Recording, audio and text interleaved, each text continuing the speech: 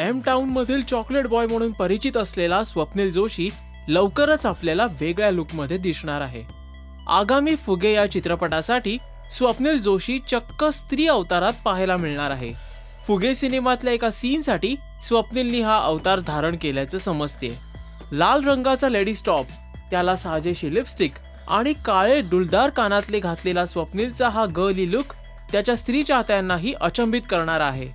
याविषयी अधिक स्पष्टीकरण देताना स्वप्नील जोशींनी म्हटलंय, फुगे या सिनेमाच्या कथेची गरज ओळखून मी अशी भूमिका करण्यास तयार झालो।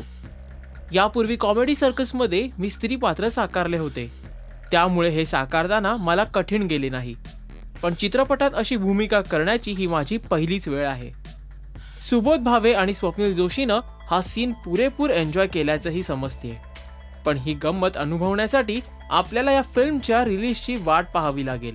फुगे सिनेमातील स्वप्नील जोशीचा स्त्री अवतारातील हा लुक आपल्याला कसा वाटतोय? आपले व्ह्यूज पोस्ट करा या व्हिडिओच्या खाली असलेल्या कॉमेंट सेक्शन मध्ये।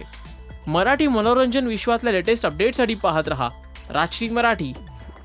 नमस्कार, मी स्वप्नील जोशी आणि तुम्ही बघताय राजश्री मराठी।